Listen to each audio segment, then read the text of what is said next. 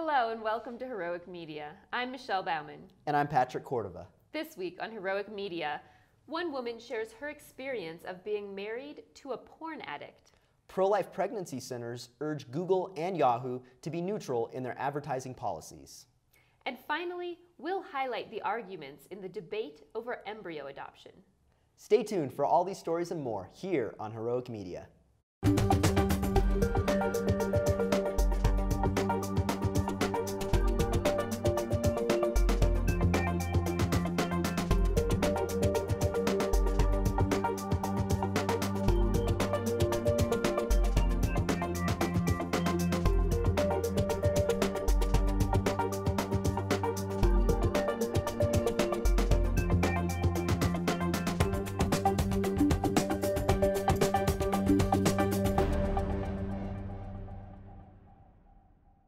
So here at Heroic Media, we explore news headlines that deal with a lot of issues surrounding family, marriage, and life.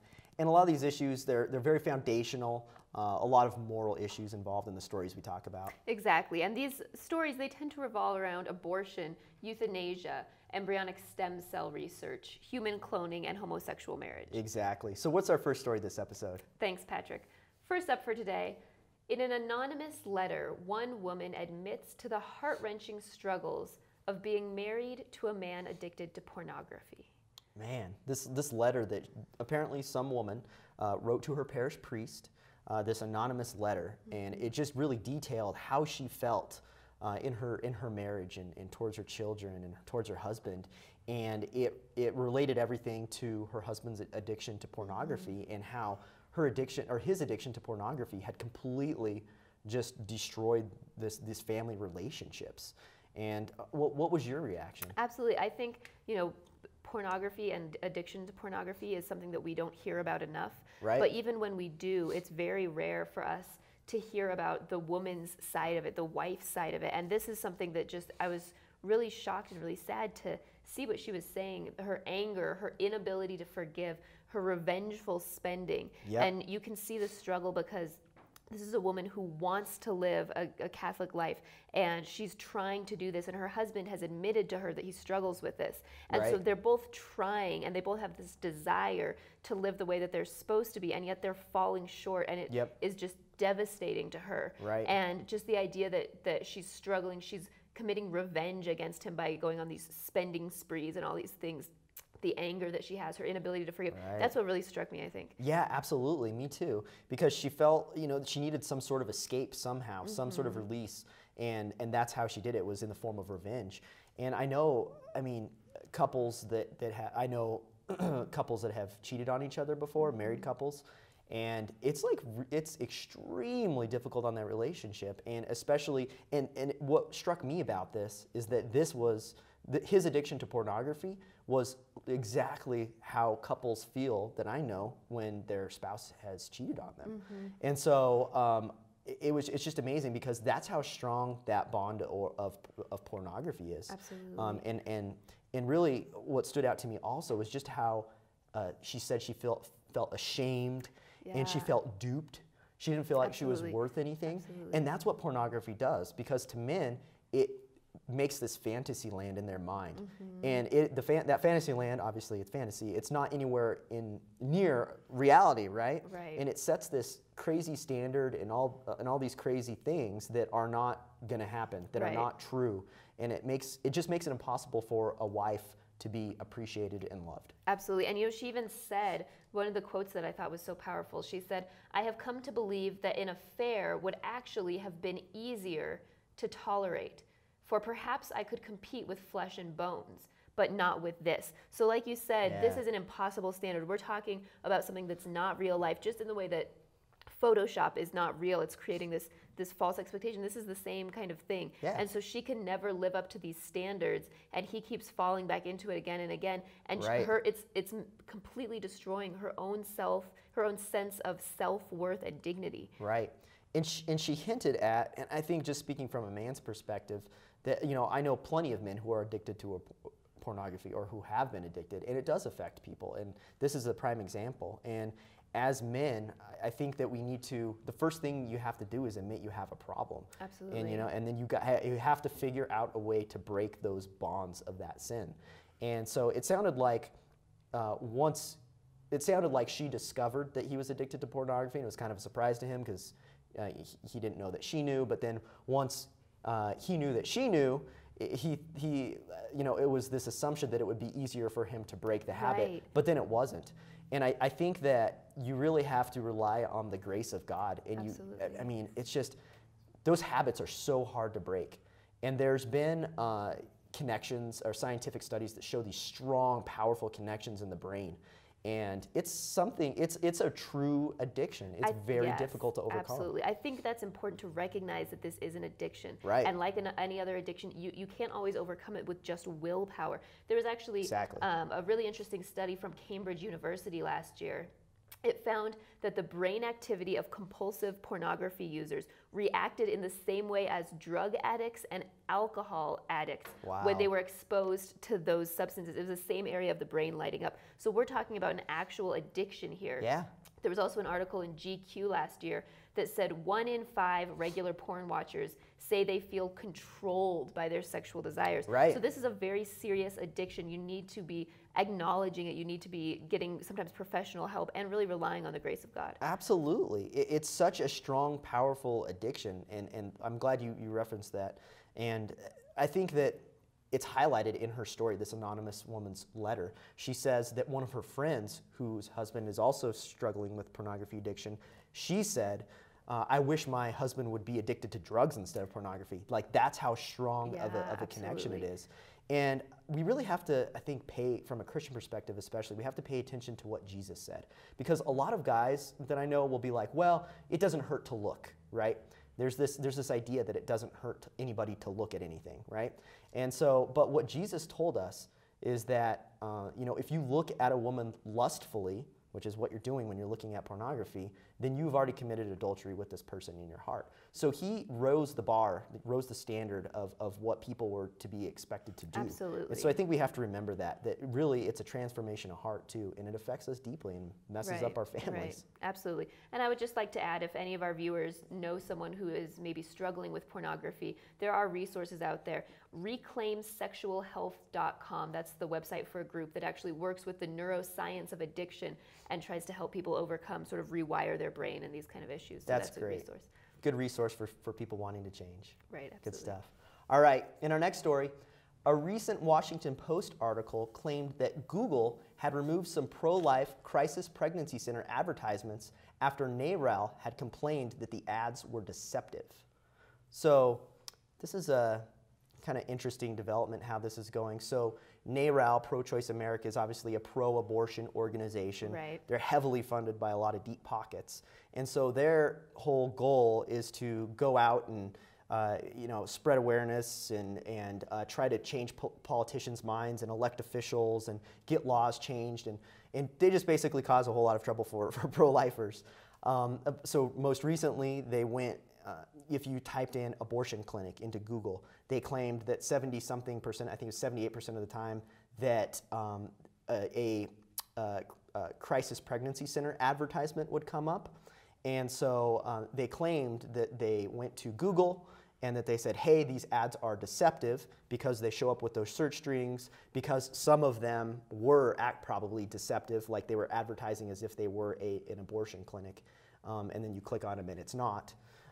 So I think that was a very small percentage of them, but they don't give exact numbers. Right. So that was the gist of it. So they claimed this major victory. Right. They said, we've gotten all these pro-life ads taken off of here. This is a major victory. They didn't give any solid numbers, though, I think is the key here. Right. And all of the organizations, like a lot of the major organizations, pro-life organizations that we've spoken with, have said it hasn't affected their advertising at all. Right. Isn't that interesting how, the NARAL sent out this email to supporters saying, oh, big victory, we've gotten the majority of these removed. Yeah. But then, when we talk to groups like Heroic Media or Heartbeat International, they say, oh, this hasn't affected us at all. Right. So it's quite possible that maybe there were some smaller groups that were advertising, oh, abortion, click here, which was deceptive, and it is against Google's policies. Exactly. But we have no reason to think that this is some huge abortion victory. It almost sounds like they're in a vulnerable position and they're trying to exaggerate, you know, the victory. But Exactly. we got some statements from Heroic Media. Yes. That you know, really sort of, I think, explain the situation. Yeah, absolutely.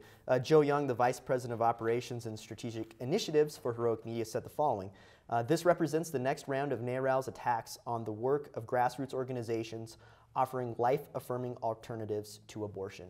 What do you think about how their tactic and how this is all going about? Well, you know, I think it's interesting that they don't give the details, they don't give the numbers, they don't give the specifics. They said 2/3. They said 2/3, right? But 2/3 of how many? Right. You know, the way it was worded, they said, oh, like 78 or 79% of these ads come up as pro-life groups, and then they said many of them are deceptive. We got 2/3 of the deceptive ones taken off, but they don't say how many. So 2/3 of 2 out of 3, literally? Did they only submit right, 3 and exactly. 2 of them got so taken down, or how the many numbers are we are talking twisted about? so that you would think that they got 2/3 of the 79%, but that's not actually. If you go back and look at their statement, that's not what it says. Yep. And you know, the Joe Young, from Heroic Media, he also made an interesting point. He said, because abortion providers have a financial interest in a woman choosing abortion, they often do not fully explain the risks and alternatives to abortion. Heroic Media connects women with hopeful and healthy alternatives in their community. So if this is about making an informed choice, that's not what you're getting when you walk into an abortion clinic, into a Planned Parenthood. And that's why there are groups like Heroic Media, which really tries to connect women. The goal there is to connect women with the resources in different areas and to advertise and help them see that there are options available. And along those lines, this must be working. These advertisements must be working because Heartbeat International said that when an organization with the clout of NARAL sets its sights on a grassroots movement like ours and tries to strip a tool like Google out of our hands, we know we're onto something good. So these things work, and so that's why NARAL is coming to attack this. But I think so. It seems like it hasn't been as successful as they claimed. Right, right. Coming up after the break, we will hear from a moral theologian on the question of adopting embryos. Stay tuned.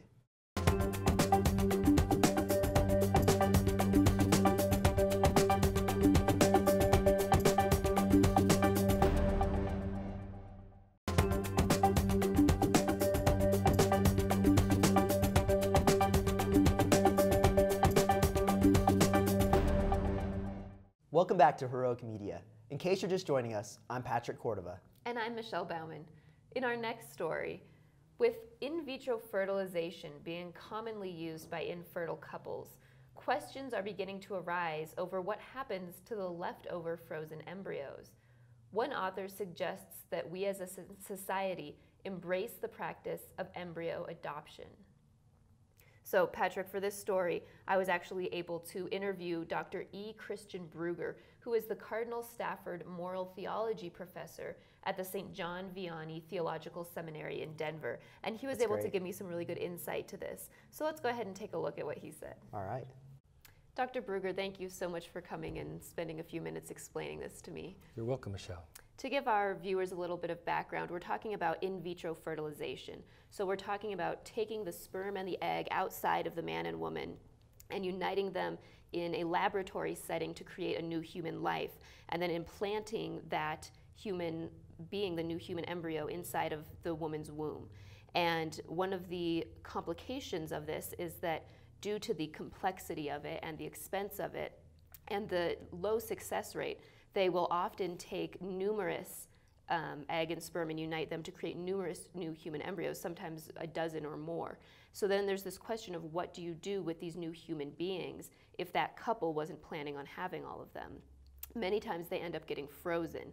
And so this one author had suggested that we increase embryo adoption, where another couple takes that embryo, implants them into this woman's womb, and that couple is able to have that baby develop in the womb and then give birth. So the question for us here is, where does the church stand on this? Does the church have a direct moral teaching about this? It's a very, very good question. It's a critically important question because the problem of frozen embryos is not very well known, and hundreds of thousands of frozen embryos are presently in suspended animation in IVF clinics around the country. So what do we do for these little brothers and sisters is a big question. Catholic theologians started to debate the question about 15 years ago. and debated it very hotly in the first decade of the 21st century, hoping that the church would weigh in and give some authoritative judgment. In 2008, the Congregation for the Doctrine of the Faith published an instruction in which embryo adoption was the question of embryo adoption was raised, and the church taught that it raises problematic questions because a woman is going to take an embryo that's not her own and have it transferred into her body. So it looks like IVF, even though it's not IVF. But the document didn't give an authoritative interpretation and judgment on the issue. So having read Dignitas Personae, one would not conclude yes or no as to whether this issue is just. So presently as it stands, couples are left to their own discernment, the formation of their conscience, and then the judgments of themselves to decide whether to go forth with a procedure like this.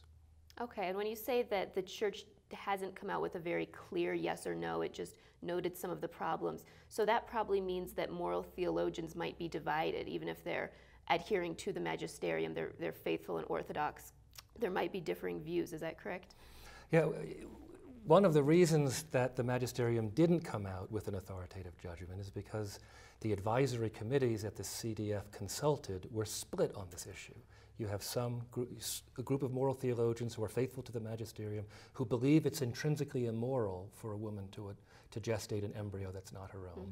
And then you have a whole other community of moral theologians who are faithful, like myself, who believe that it's not only morally illicit, but that it would even be praiseworthy to rescue an embryo and to provide it uterine nurture of this sort. So the community of moral theologians presently is split, and the church hasn't given us an authoritative interpretation. Okay, well, when we're talking about some of the problems that it raises that the Vatican noted and that some moral theologians actually think this is problematic, what are some of those problems?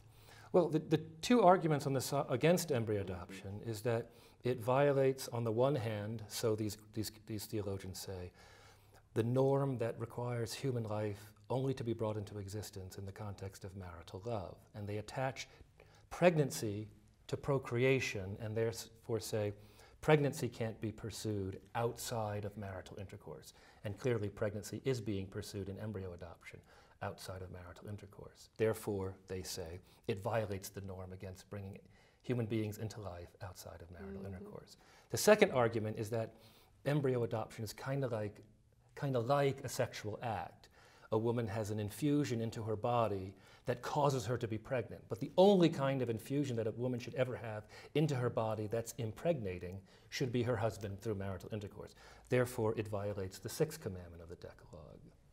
And then the other side of the view on this that says that this might not only be justifiable, but actually encouraged. What's the reasoning there? Well, the reasoning is, look, whenever a new issue comes up, moral theologians have to ask, does this kind of act violate a norm that is already settled? So we shouldn't bring life into existence outside of marital intercourse, but a woman who adopts an embryo isn't bringing life into existence outside the context of marital intercourse. These lives are already brought into existence. They're full human lives at the embryonic stage of existence. So pregnancy here is not intrinsically related to marital intercourse. It's a different kind of act. And then the issue as to whether it violates a norm of sexual ethics, the reply to that is there's no sex involved. There's no intercourse going on in this issue. So it doesn't violate norms against human life, and it doesn't violate norms against sexual ethics, and therefore in itself is it justifiable? And we would argue yes, it is justifiable, because you got hundreds of thousands of little human beings that only have one option, and that is uterine nurture. There's no other life-affirming option for them right now. And just to be clear, we're talking about a very large number of human beings. It looks like, depending on what numbers you're looking at, between 500,000 and 1 million, somewhere in that range, human beings that are frozen in the embryonic state. So this isn't, some small group of people. This is a very big and real problem, and probably something that moral theologians will be continuing to talk about. Absolutely. Absolutely. A million human beings is larger than the city of New Orleans before Hurricane Katrina. And the church teaches authoritatively that an embryo is a full human person with the full dignity of a human person. And so it's a really catastrophic problem that has to be dealt Absolutely. with. And so I'm very happy to see that you're addressing that in this program. Yes, well, Dr. Brugger, thank you again so much for joining me and for sharing some of your insight. You're welcome, Michelle. Some really great comments there from Dr. Brugger. I'm glad he was able to give us his insight. Yeah, that was really insightful. It never had dawned on me that we could be in such like this moral conundrum, like what do we do, where we're almost, it's rare that there's these situations, right? Most of the time, what we talk about, it's like very explicit. Yep, the Catholic Church teaches this, and you know it's immoral to do these things. But in this case, there's not a clear teaching. We're still trying to figure out what the teaching is going to be. And I think it just shows that we've deviated so far from God's original plan for things that we get into these moral conundrums where we don't even know what's right and wrong anymore. Yeah. And if we just stick to the plan that God has for life and marriage and family, then we don't have to worry about any of this, you know? Yeah, absolutely. And I wonder how long. I don't really know the church history on these types of issues, or it seems like more with science, you know, as science advances and makes these types of discoveries, that more of these moral types of issues are going to come about. Oh, absolutely. Yeah, the first test tube baby was born in the very end of the 70s. And so this is something that, and they didn't really start looking into it until this became a reality. And so, yeah, in some ways the church just has to respond to this. Exactly. And so getting back to the history of things, I mean, I wonder how long it's going to take for the church to figure out this conundrum. And so it's just really, I don't know, it's an interesting topic, because we feel for these frozen embryos, which are human persons, and we want to help them out, but it's like, we don't know, you know, we have to just pray about it and really, you know, look in our hearts and see what we think is right. So. All right, coming up after the break, we'll share with you one last story about a pro-life victory in New York. Stay tuned.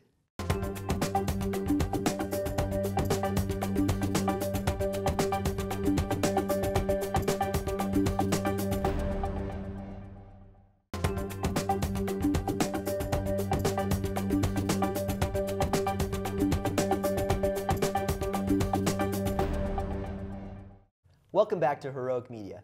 In our final story, a New York Senate committee recently killed Governor Cuomo's radical abortion expansion bill, marking a victory for New Yorkers, especially the unborn.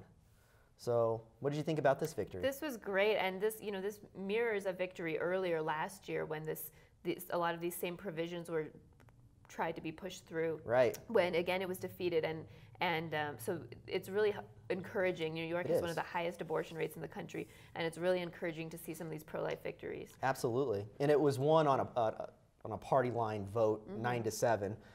There's a Republican-controlled state Senate there. Right. And so I think it's important, though, to remember too that these things aren't necessarily party line issues. Right. It's true that Republicans tend to be more pro-life than Democrats, but there are, of course, pro-abortion Republicans and pro-life Democrats. Exactly. So if we look at what this measure was trying to do, it said that the claim was that this was just going to expand or update New York law to match federal law. But if we look at what it was actually going to do, it was a radical expansion. Yeah. Absolutely. It was going to legalize some late-term abortions. It was going to require all hospitals to refer patients for abortion, or else they'll lose their funding. And it was going to allow non-doctors to perform abortions. That's the one that really got me. Yeah, that got me too. How is that? If you're concerned about the health and safety of women and you're lowering the medical standards for who can perform abortions, how is that a good idea? Yeah, exactly. It's not. And that's one of the things that just got me too when I was reading through the details of the bill. I was like, you got to be kidding me. I was like, this seems a little excessive. You just want any old person, to be able to perform an abortion? Right. It seems like a pretty serious procedure. It is, and you would think that saying nurses or some other licensed healthcare professional that isn't a doctor, that they would have to go through some kind of special training or something. And so I think anytime we're lowering the health or safety standards, that's not good for women, and that's not as much as they can say this is a pro-woman bill, it's not. Exactly. And a lot of the supporters of the bill talk about. Said that this bill would guarantee a woman's right to control her reproductive health. So this is something that always comes up, it seems like, with these laws.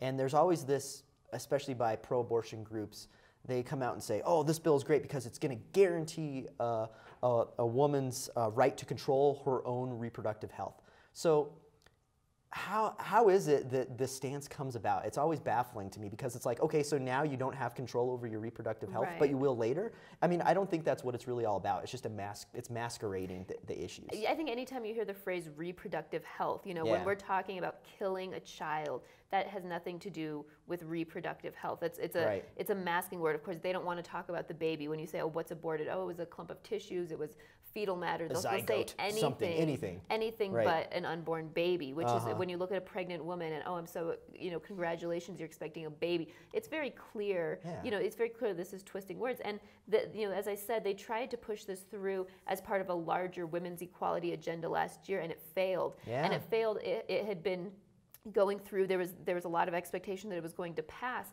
but the local Catholic Church really stepped up and opposed it. Cardinal Dolan really led the charge. And I think we've seen several times now some of these grassroots Catholic efforts where the people really get involved to oppose something, and they're able to stop the legislature from trying to push something through that the people don't even want. Yep, exactly. And I think that those grassroots, you know, people coming together like that is really going to be key, because what those opposing lawmakers need to see is that we are against this, right? We oppose this, and they need to know without a doubt. And I think recently you mentioned, you know, in Colorado there was an issue where there was a grassroots movement, pro-life issue. Grassroots came up and really just totally stopped the bill because everybody was pretty scared that it was going to pass. Right, absolutely. And so I think that that's really key. And another thing, we talk about, pro-abortion people often talk about this fundamental right. So what do you think? They talk about this is a fundamental right to have an abortion, a woman's right. So what do you think about that, coming from a woman's perspective? I think when I look at fundamental rights are things that we possess. We possess life, we possess liberty, we possess freedom, we possess all these different things. And once we go out and try to define all these other fundamental rights, I think you have to look at where are they actually coming from. What is the fundamental right to an abortion? The right to terminate a pregnancy, the right to end the life of a human being who is developing in your womb. Where did we get those rights? You know, we look at life, liberty, those are innate within us. They come from God.